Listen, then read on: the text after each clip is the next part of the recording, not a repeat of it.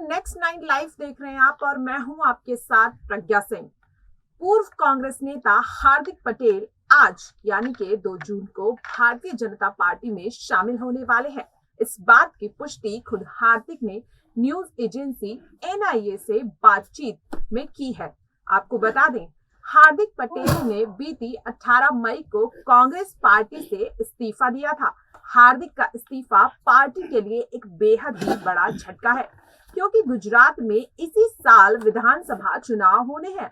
ऐसे में हार्दिक पटेल का अचानक यूं पार्टी को छोड़कर जाना कांग्रेस के लिए बड़ा झटका माना जा रहा है और आने वाले चुनाव में इस बात का फायदा कहीं ना कहीं बीजेपी को मिल सकता है। और हार्दिक के बीजेपी में शामिल होने के बाद पार्टी को काफी मजबूती भी मिलेगी। यही वजह है कि बीजेपी हार्दिक के पार्टी में शामिल होने को एक ग्रैंड इवेंट की तरह दिखा रही है। आज के इस वीडियो में आपको हार्दिक से जुड़ी कुछ अहम बातों से हम रूबरू कराते हैं। बताइए, आज आप ज्वाइन करने जा रहे हैं। राष्ट्र हित, प्रदेश हित, जनहित एवं समाज हित के इस भगीरथ कार्य में आगे बढ़ने के लिए आज से यशस्वी प्रधानमंत्री नरेंद्र भाई मोदी जी के नेतृत्व में जो राष्ट्र सेवा का काम चल रहा है, उसमें छोटा सा सिपाही बनकर काम करने के लिए आज से एक नए अध्याय की शुरुआत कर रहा हूं। मुझे भरोसा है कि राम सेतु के इस कार्य में या जनहित के इस कार्य में या राष्ट्र हित के इस कार्य में जितनी भी मेरी जिम्मेवारी होगी, मेरी जितनी जिम्मेवारी तय की जाएगी, उस हिसाब से माँ भारती की सेवा में, सरदार और गांधी के इस गुजरात की सेवा में और जिन समाज ने हमें इतना बड़ा बनाया है उनकी सेवा में ज्यादा से ज्यादा मेहनत करने का प्रयास करेंगे। इलेक्टोरल पॉलिटिक्स में रहेंगे क्या? आप एक्टिव पॉलिटिक्स में जाएंगे बीजेपी में जाके? देखिए, स्वाभाविक रूप से आज तक हमने कहीं पर भी पद की लालच में किसी भी प्रकार की मांग कहीं भी नहीं रखी। हम पहले ऐसा राजनेता होंगे कि जहां से हमने जिस पार्टी को छोड़ा है वहां भी वर्क मांगते हुए हमने पार्टी छोड़ा है। भारतीय जनता पार्टी का जब दोपहर 12 बजे के बाद हिस्सा बनेंगे, वहां भी काम करने की परिभाषा के साथ जुड़ रहे हैं। और मुझे निश्चित रूप से ये सौभाग्य मिलेगा कि जब पूरा गांव किसी हवन में ओम के नाद से जब स्वाहा करता हो, तो कहीं ना कहीं हमें उस स्वाहा में बैठना चाहिए। और मुझे भी ये लगता है कि देश हित में जब सब लोग साथ मिलकर भारतीय जनता पार्टी के साथ या नरेंद्र भाई मोदी जी के नेतृत्व में जुड़ रहे हैं, तो मेरा भी ये काम होना चाहिए, मेरा भी ये कर्तव्य होना चाहिए कि मुझे भी उसके साथ जुड़ जाना चाहिए। कांग्रेस पार्टी में आपकी तरह सोचने वाले और कोई लोग हैं जो आपके साथ जुड़ेंगे? मिलेगा जो कार्यकारी अध्यक्ष कांग्रेस में आप थे, बीजेपी में आपको वो स्थान मिलेगा? देखिए, स्थान की चिंता कमजोर लोग करते हैं, मजबूत लोग कभी स्थान की चिंता नहीं करते। और मुझे भरोसा है कि जहां काम करने की जगह मिलती है, वहां मजबूत और कमजोर के बीच में ये फैसला तय या फासला तय नहीं किया जा सकता। हम मजबूत है या कमजोर, वो तो आप लोगों के आने से हमें पता चल गया है।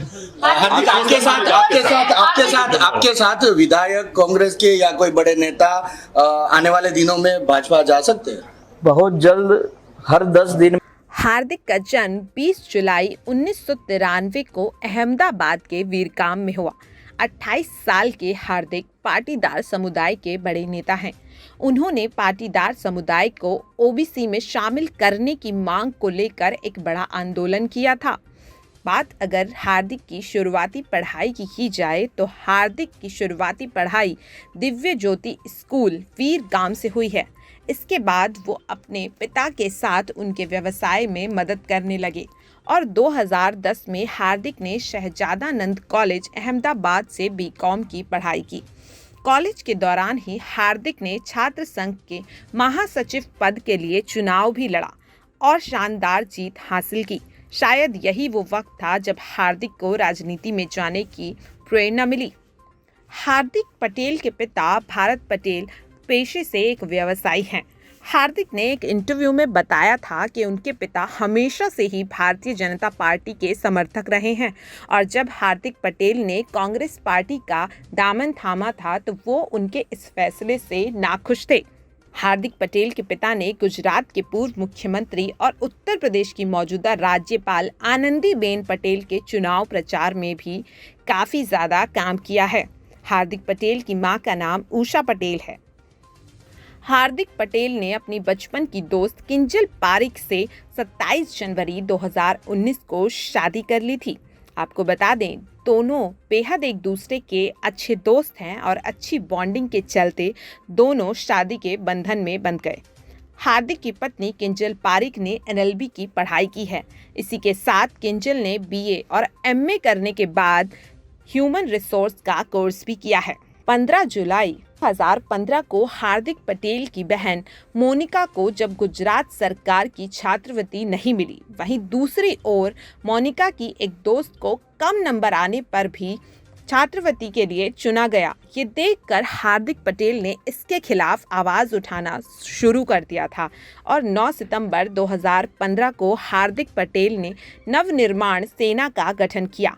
इस सेना का मकसद कुर्मी, पाटीदार और गुर्जर समुदाय को OBC में शामिल करना और उन्हें सरकारी नौकरियां दिलाना था। इसी आंदोलन के दौरान हार्दिक पहली बार सुर्खियों में आए।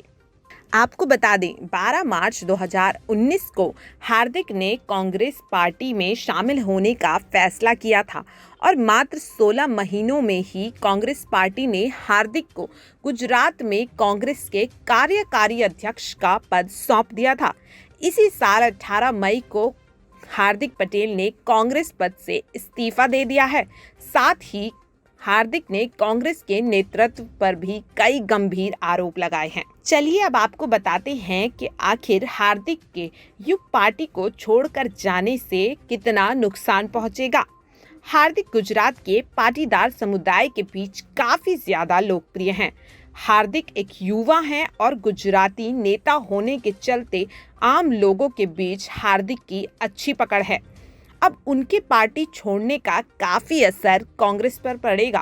कांग्रेस लंबे समय से गुजरात की सत्ता से बाहर है। वहीं कांग्रेस के विकल्प के तौर पर अब आम आदमी पार्टी भी राज्य में अपनी पकड़ बनाने में लगी हुई है। वहीं अगर बात हार्दिक पटेल की करें तो हार्दिक पटेल अब भारतीय जनता पार्टी में शामिल होने वाले हैं। लेकिन हार्दिक पटेल ने भारतीय जनता पार्टी पर क्या क्या आरोप लगाए हैं, आइए आपको उसके बारे में भी बता देते हैं। हार्दिक भले ही अब भारतीय जनता पार्टी में शामिल होने जा रहे हैं, लेकिन कांग्रेस में रहते हुए हार्दिक ने बीजेपी के खिलाफ खूब बयानबाजी की है।